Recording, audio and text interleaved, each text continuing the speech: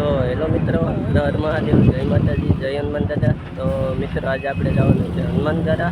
આપણે હનુમાનગારા જવાનો પ્લાન તો સવારનો ગોઠવેલો છે, પણ બધા અલગ અલગ હતા એટલે કાંઈ નક્કી નહોતું થયું. એટલે અત્યારે બપોર પછીનો આપણે હનુમાન દાદાએ જવાનું રાખ્યું છે. તો આપણો ભાઈબંધ જેવો અશ્વિન પણ આવે છે ને અમારા ભાઈબંધ બીજા આગળ છે. આપણે અશ્વિનભાઈ આવી ગયા છે હેલ્મેટ બેલ્મેટ પહેરી. તો વિડીયોમાં કન્ટિન્યુ જોડાઈ રહેજો, તમને હનુમાન દાદાના દર્શન ફૂલ મોજ કરાવી. તો વિડીયોમાં કન્ટિન્યુ જોડાઈ રહેજો. અશ્વિનભાઈ તમે શું કહેવો?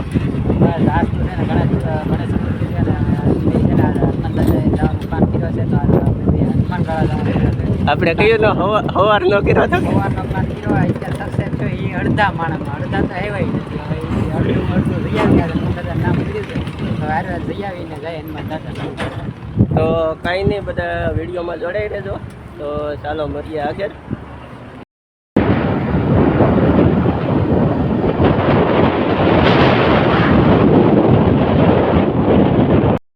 તો ફાઇનલી મિત્રો અમે નીકળી ગયા છીએ રાજુલાથી હનુમાનગાળા જવા માટે ને અમે વિપુલ વાયા હતા અને હલચોકની બે આગળ ગયા હતા. તો એને રાજુલા ખોટી ગયા હતા અને અમે એને આમ ગયા છીએ ને એ આગળ જાય છે ને અમે એને પાછળ જઈએ. તો એ થોડાક આગળ નીકળી ગયેલા છે ને હું ને વિપુલ પાછળ જાય.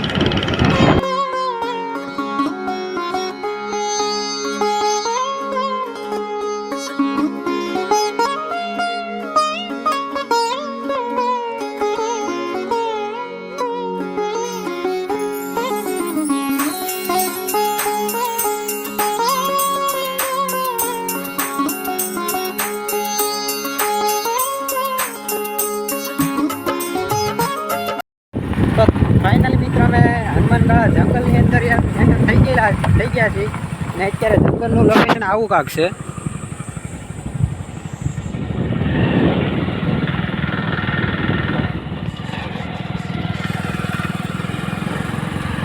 એમાંયથી રફ રસ્તો ને એમાં વિપુલ ડ્રાઇવિંગ કરે છે.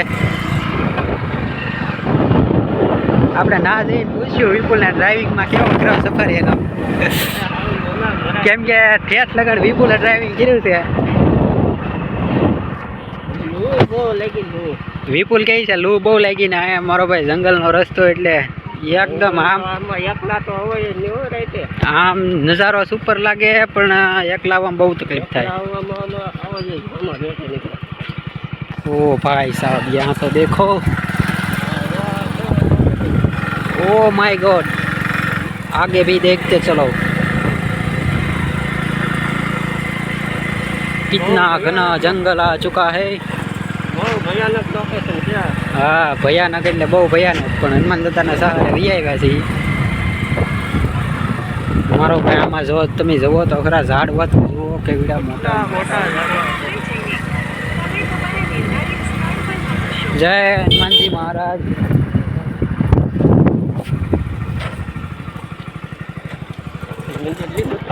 હા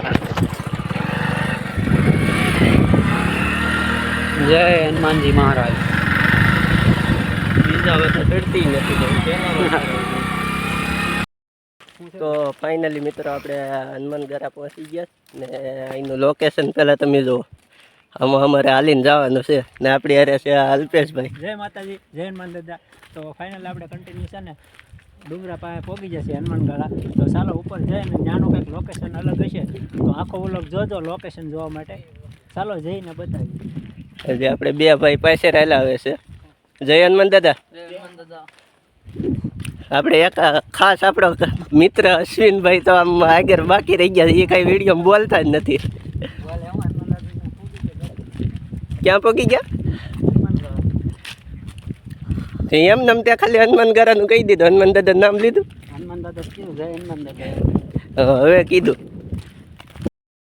તો ફાઇનલી મિત્રો આપણે કાલ ભૈરવ દાદાના દર્શન કરી લીધા છે ને જો આ કાલ ભૈરવ દાદાનું મંદિર છે. ના કાલ ભૈરવ દાદાનું મંદિર આવ્યા ને ત્યાં બધા અમે આવીને જોયું ને ત્યાં બધા લાગત સિક્કા ચોંટાડેલા છે. તો આપણે એક આ 2 રૂપિયાનો સિક્કો છે એ ચોંટાડી દેવાનો છે. જય કાલ ભૈરવ દાદા.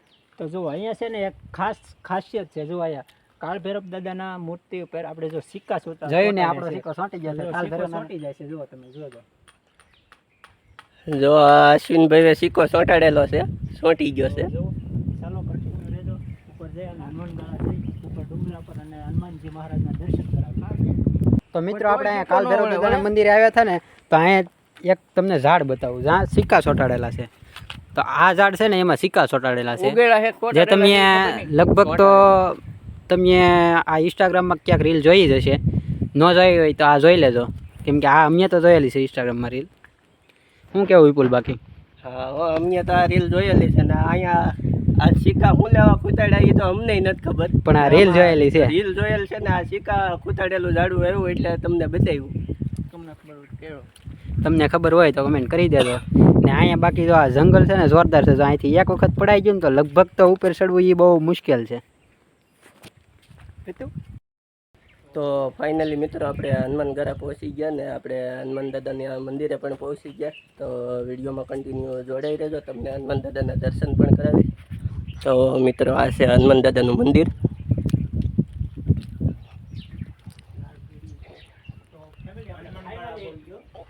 હનુમાનજી મહારાજના મંદિરે પહોંચી જાય છે અને હવે પહેલા તો તમને દર્શન કરાવી. હનુમાનગઢ આપણે પહોંચી ગયા છીએ. તો મિત્રો આ છે મંદિર. તો આપણે મંદિરે તો આવી ગયા, પણ અહીંનો ઇતિહાસ છે કંઈક. ઇતિહાસ આપણે કાકા કહેશે જોરી. પેલા પાંડવોને દર્શન દીધેલા છે ડુંગરો તૂટીને હનુમાનજી મહારાજે. પછી ઉપરથી ભેંસ પડી હતી, ભેંસને પણ કાંઈ નતું થયું. માલધારી એક ડબ્બો તેલ કાંઈ નતું, ભેંસ નીચે પડીને ભેંસ હાલતી થઈ ગઈ, ભેંસને કાંઈ નતું થયું. પછી એક આ બોરસના ભરવાડ ભગત છે, રાજુલ ભગત, પોતે ધજા ચડાવવા ગયા ને ચડી ગયા ઉત્તરાયણ, તો પોતે એનાથી ધુક્કો ખાધો હતો ને એને કાંઈ નતું થયું, એને પોતે ભેગ પીર્યો હતો. ખુટોડાની બાજુમાં ગોરસ આવ્યો ને ઠાકોર દ્વારામાં. મંદિર અંદાજે આમાં કેટલા વર્ષ જૂનું? 5,500 વર્ષ. 5,500 વર્ષ.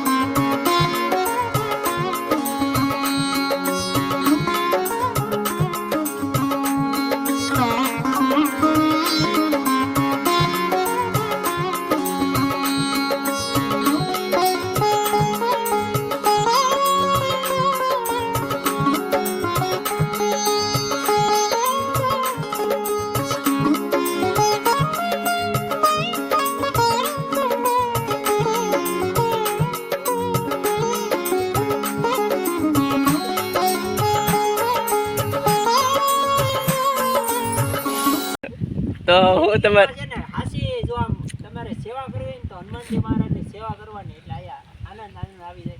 તો આપણે આયા જ રહી જાવ છે, જાવું નથી. એમાં હેલ્પે છે ને આ હનુમાન દાદાના ભગત થઈ ગયા, એનું કાન જો એ કાંઈ ન જો તેનો કાન જોઈ લે તો જવાનું મન નહીં થતું. તો તમે અહીંયા રોકાઈ જાઓ, અમે જઈએ હવે. કાકા આમાં ચા પાણી ને ઘટે તો કહેજો. તો ફાઇનલી મિત્રો આપણે હનુમાન દાદાના દર્શન કરી લીધા છે ને આપણને કાકાએ કીધું હતું કે આ મંદિર 5,000 વર્ષ જૂનું છે. તો આપણે આ અલ્પેશ જો અહીંયા એ કંઈક આપણે બાપુ બની જવું છે.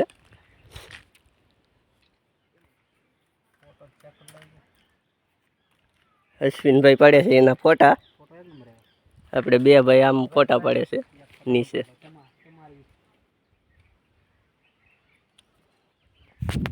તો મિત્રો અહીંનું લોકેશન તમને કેવું લાગ્યું કોમેન્ટમાં જણાવજો, ને તમે કોઈ હનુમાનગારા આવ્યા હોય તો એ કોમેન્ટમાં જણાવજો. તો આપણે તો હનુમાનગારા પહેલી વાર આવ્યા છે એટલે આપણને ન ખબર હોય અહીંનો બહુ ઇતિહાસ.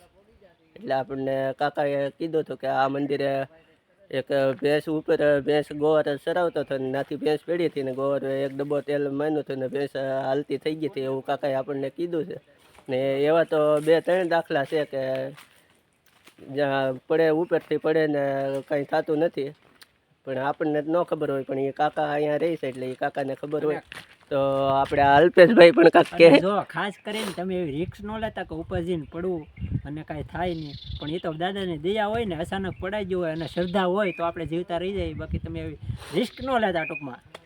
હા, એમ તમારે કોઈને આમ રિક્સ ન લેવું કે આપણે ઉપરથી પડીશું તો આપણને કાંઈ નહીં થાય. એ તો દાદાની દયા હે તો કાંઈ નહીં થાય.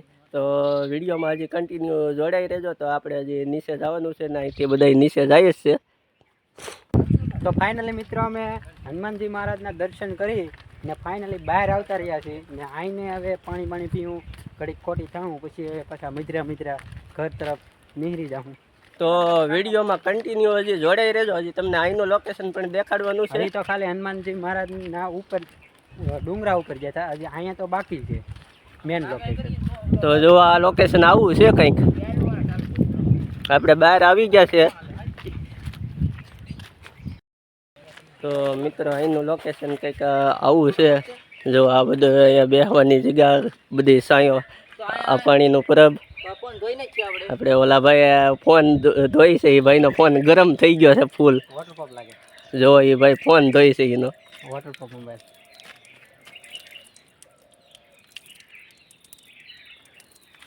આપણે તમે કોઈ એમ ફોન ધોતા નહીં, નકર તમારા ફોન છે ને પેટે ચડાવવું જોઈએ તમારા ફોનનું. એ ભાઈ જો આમ બધો ધોયો. આ ફોન ગરમ થઈ ગયો હતો. આ હું નવો વ્લોગ બનાવું છું પણ હાલતું નહોતું, તો મેં કીધું ફોન ધોઈને પાછો ચાલુ કરી. તો એ ભાઈ ફોન આખો ફોન ધોઈ નાખ્યો. તમે કોઈ તમારે વોટર પંપ ન હોય નહીં તો ધોતા નહીં, નકર તમારો ફોન બગડી જાય. આપણે તો વોટર પંપ નથી એટલે આપણે ધોવો નથી. આપણે ખાલી પાણીને ટીપું પીડ્યું હોય તો નથી હાલતું. કેમ મશીન શું કેવું? અમે મિત્રા વ્લોગ બનાવીએ. અમે અહીંયા ધીમા બનાવીએ. આમ ગરમ થઈને એટલે ખિસ્સામાં નાખી દઈએ ફોન. તો મિત્રો અહીંનું લોકેશન આમ અશ્વિનભાઈ તમને કેવું લાગ્યું અહીંનું લોકેશન? અહીંયા તો છે ને સુકૂનની જિંદગી હોય ને એવું લાગે છે, કેમ કે અહીંયા આવવું જરૂરી છે. વર્ષમાં એકાદ વખત આવવું, પણ વધારે અહીંયા શું કે ચોમાસાની ઋતુ હોય ને ત્યારે આવું તો બહુ મજા આવે, કેમ કે આ લીલોતરી હોય, ઝરણા ચાલુ હોય ને બહુ મજા આવે. ચોમાસો ને શિયાળામાં આવું, ઉનાળે બહુ આવવું નહીં, કેમ કે ઉનાળે બહુ ગરમી લાગે છે. ને આ બધો જોવો પહાડી ઇલાકો છે. આ બાજુ આ બધો પહાડી ડુંગરાવાળી જગ્યા છે, એટલે ઉનાળે બહુ આવવું નહીં, કેમ કે ઉનાળે તમને છે ને આમ ગરમીની તડકાની લૂ ને હાવ તમારે આમ હેરાન થઈ જાય. અમે જો 2 ગાડી લઈને આવ્યા હતા, પણ હાવ આમાં ગરમીના કંટાળી ગયા. પણ હનુમાન દાદાના દર્શન કરવા તો અમારે આવવાનું જ હતું. કેમ અશ્વિનભાઈ? પહેલાં આપણે ફિક્સ નહોતું થયું, અત્યારે પછી બપોર પછીનું આપણે ફિક્સ કર્યું હનુમાન ઘર આવવાનું. એ રીતે આમ અમારે ધારેલું નહોતું, પણ હનુમાન દાદાની દયા છે એટલે આમ આવી ગયા.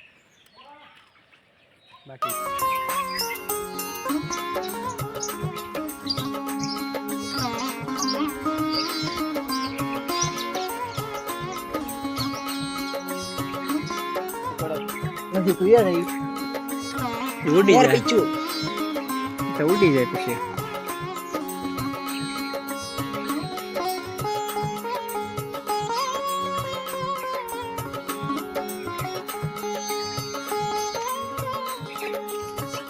તો